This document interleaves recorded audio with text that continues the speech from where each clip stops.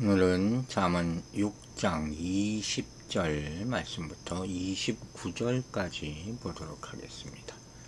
자, 20절 말씀부터 읽겠습니다. 내 아들아, 내 아비의 명령을 지키며 내 어미의 법을 떠나지 말고 그것을 항상 내 마음에 새기며 내 목에 매라. 그것이 내가 다닐 때에 너를 인도하며 내가 잘 때에 너를 보호하며 내가 깰 때에 너와 더불어 말하리니 대저 명령은 등불이요 법은 빛이요 훈계와 책망은 곧 생명의 길이라.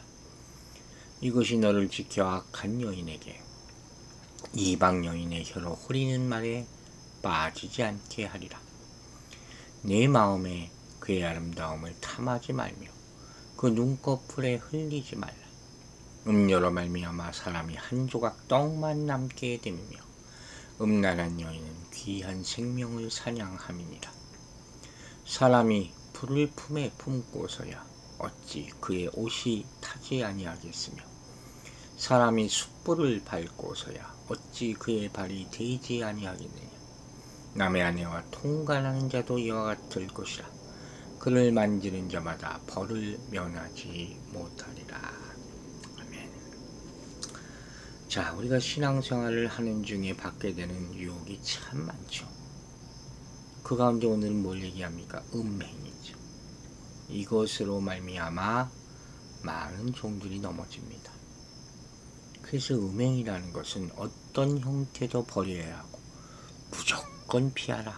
잠언이 이 문제에 대해서 정말 여러 차례 강조하고 있는 것을 볼 수가 있죠. 오늘 본문은 20절부터 참 저는 읽으면서 이런 생각을 했어요. 어디다 붙여놔야 된다 이거 써가지고 아버지 다마의 서론이라고 그랬죠. 1장 8절 9절과 아주 유사한 모습이죠.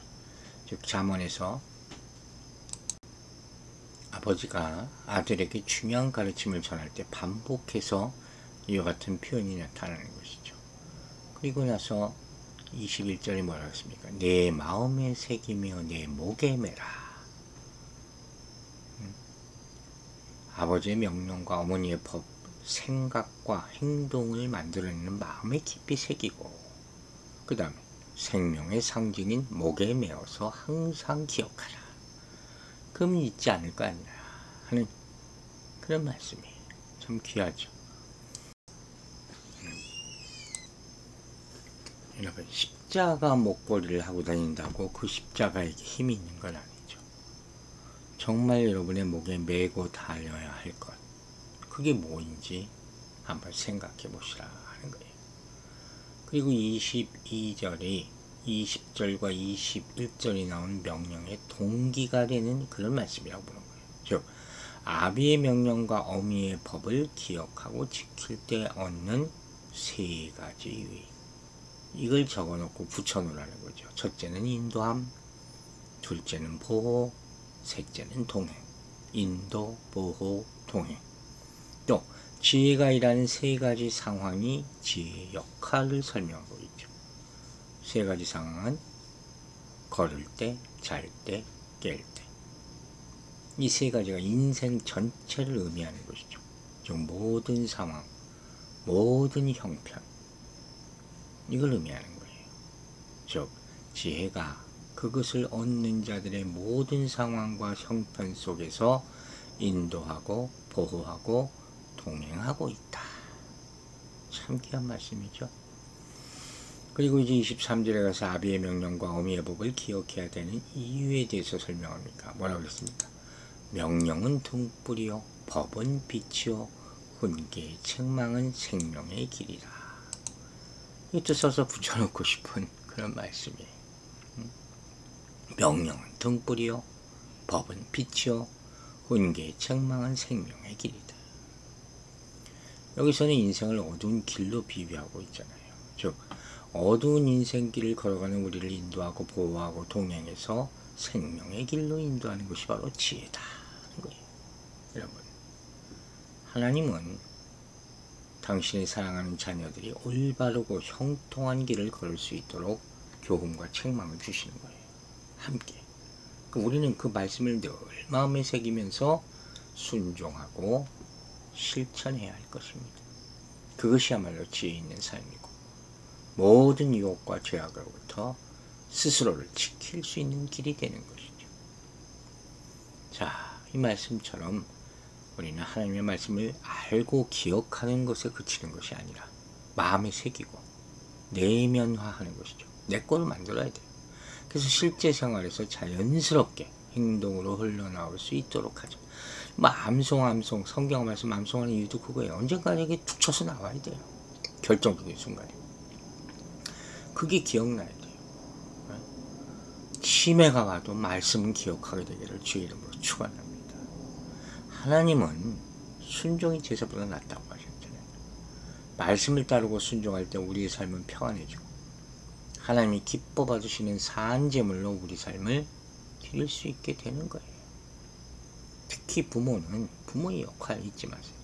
가정에서 신앙교육을 반드시 해야 되는 거예요. 일생 동안 자녀들에게 하나님의 말씀을 가르쳐서 결국 하나님의 지혜에 의지하도록 만드는 것이 부모의 역할이에요. 나중에 하나님이 이 문제에 대해서 분명히 물어보실 거예요. 그래서 하나님의 지혜의 말씀이 자녀들의 삶을 올바른 방향으로 이끄는 나침반이 되게 하고 평안으로 이끄는 보호자가 되게 한다는 겁니다. 24절부터 이제 음료에 대한 얘기가 구체적으로 나옵니다. 여러분, 이 잠언 6장은 성적인 범죄를 두 가지 범죄로 설명하고 있어요. 첫째는 음료로 대변되는 창녀죠. 창녀와 성적인 관계를 맺는 것. 둘째는 다른 사람의 아내와 성적인 관계를 맺는 것. 24절부터 28절 말씀은 먼저 음료로 대변되는 창녀와의 관계를 설명하고 있죠. 24절을 보면 뭐라 그랬습니까? 이것이 너를 지켜 악한 여인에게 이방 여인의 혀로 호리는 말에 빠지지 않게 하라. 이 지혜의 말씀이 주는 인도, 보호, 동행, 앞서 말한 이것의 유익을 성적인 부분에 적용한 거예요. 그 말씀이 우리 삶의 어느 부분에도 적용될 수 있다는 거예요. 그걸 지금 보여주는 것이죠. 그래서 구체적으로 지혜가 아들을 악한 여인과 이방 여인의 유혹에서 지켜준다. 아멘입니다. 여기서 음료의 유혹이 세 가지로 비유되고 있어요. 첫째는 호리는 말. 호리는 말이라는 것은 뭐예요? 부드러운 혀라는 의미가 가지고 있어요. 원어적인 의미. 즉 유창한 혀로 유혹하는 것과 입맞춤으로 유혹하는 것. 다 입을 통해서 나온 거죠. 5장 3절에서 음료의 입술은 꿀을 떨어뜨리며 기름보다 미끄럽다고 묘사하지 않았습니까? 이것이야말로 음료의 달콤한 유혹을 강조하는 것이죠. 첫째가 호리는 말. 둘째가 뭐예요? 아름다움이에요. 음료의 유혹이라는 것이 성적인 유혹이 아닙니까? 이 아름다움이 아들의 생명을 사냥하는 미끼가 된다는 거예요. 넘어가는 거예요. 세 번째는 눈꺼풀이라고 합니다. 이게 뭔가 의아해할 거예요. 히브리어 본문의 의미를 찾아보니까 그녀의 눈꺼풀이 너를 붙들지 못하도록 하라. 이렇게 풀이했어요. 무슨 의미겠어요? 즉 성적인 범죄는 상호 관계에 있어서 일어나는 거예요. 혼자만 되는 게 아니라는 거예요. 아들의 마음속에 있는 성적인 욕망, 그리고 음녀의 눈, 이것이 하나가 되면 어떻게 해요? 사고가 일어나는 거예요. 그래서 음녀의 유혹에 빠진 결과가 뭐라고요? 음료로 말미암아 사람이 떡 한 조각만 남게 되고 음란한 여인은 귀한 생명을 사냥한다. 이 26절이 이렇게 나오잖아요. 즉 성적인 범죄가 물질적 손실을 일으키고 영적 손실까지 가져오는 심각한 죄악이라는 거예요. 그리고 이러한 손실이 불이라고 사람이 불을 품에 품고서야 어찌 그의 옷이 타지 않겠느냐. 27절을 말하지 않습니까? 여러분 가슴에 불이 붙으면 어떻게 해요? 다 타잖아요. 맨발로 숯불을 밟으면 발이 되잖아요. 이 간음이 그렇다는 거예요. 스스로를 파멸시키게 된다 하는 말씀이죠. 음행과 음란이라는 게 무서운 것은 은밀하게 진행되기 때문이에요. 그래서 다른 사람은 잘 알 수 없지만 모를 것 같지만 하나님은 마음의 모든 계획과 생각을 하시고 행동을 감찰하신다 하지 않았습니까? 다윗이 밧세바와 간음하고 1년을 숨겼어요. 하나님이 모르셨을까? 아니죠. 회개하기를 기다렸겠죠. 결국 나단 선지자를 통해서 다 드러나게 하지 않습니까? 그래서 하나님은 우리가 이런 유혹을 이길 수 있도록 말씀을 주신 거예요. 음란과 유혹과 시험을 이길 힘은 오로지 하나님의 말씀에서만 나오기 때문이라는 것을 명심하시기 바랍니다. 이렇게 하나님의 마음을 우리 삶의 기준으로 삼을 때 비로소 유혹을 이길 수 있는 것이죠. 그러므로 말씀을 듣기만 하지 말고 마음에 새기고 지켜 행하며 순종할 때 사탄의 유혹을 이길 수 있는 것이죠. 그래서 의와 거룩함을 추구하며 정결한 삶을 살 수 있는 그 결과까지 오게 되는 거예요. 여러분 모두가 우리를 깨끗하게 하시는 하나님의 말씀의 능력을 경험하게 되는 주의 이름으로 축원합니다. 이제 25절부터는 이 하나님의 심판과 보응에 대한 이야기죠. 음란은 드러나는 행동과 결과뿐만 아니라 마음에 품은 악한 생각과 동기까지 하나님의 심판의 근거가 된다. 이게 무서운 거죠. 마음에 무슨 생각인데. 그러므로 오늘날 음란의 죄에서 자유로울 수 있는 사람은 사실 거의 없어요. 마음에 다 그런 게 있다니까요. 겉으로 드러나진 않지만 우리 안에 죄가 있기 때문에 그 죄 앞에서 빨리 반응하는 성향과 성품을 매일마다 하나님 앞에서 회개해야 할 것입니다. 그리고 우리 마음에 정결하고 정직한 영을 새롭게 하여 주시옵소서. 그렇죠? 그 말씀처럼 기도해야 되는 거예요. 왜? 성적 타락은 우리 몸과 마음과 영을 다 망하게 한다 그랬잖아요. 결국 수치와 모욕을 겪고 씻을 수 없는 부끄러움을 당하게 하는 것이죠. 돌이켜야 돼요. 돌이켜야 된다는 것이죠. 29절에는 남의 아내와 통간하는 것, 간음의 또 다른 형태인 간통에 대해서 교훈하고 있죠. 즉 남의 아내와 통간하는 자도 이와 같을 것이다. 이렇게 말함으로써 음녀와 간음한 자가 맞이하는 결과와 똑같은 결과를 맞이할 것이다를 보여주는 것이죠. 그런데 여기 보면 이 남의 아내와 간통하는 죄의 결과와 손실에 대해서도 자세히 설명하는 것을 볼 수가 있어요. 먼저 남의 아내를 만지는 자마다 이렇게 얘기하잖아요. 벌을 면하지 못하리라. 그러니까 간통의 범위를 엄격하게 이미 설정해 놨어요. 음녀와 남의 아내에 대한 설명에서 다 아버지가 더 엄격하게 금하는 것은 뭡니까? 공통적인 것. 남의 아내라. 그런 말이죠. 왜냐하면 간통이라는 것이 두 가정을 파괴하는 범죄이기 때문에 자기 자신 망하고 자기 집 망하고 다른 사람의 집까지 망하게 하는, 그러니까 뭐예요? 사단이 하는 거죠. 더군다나 우리가 알듯이 가정은 뭐예요? 창조 질서의 토대라고 하죠. 하나님이 정하신 것이에요. 남자 여자 하나님.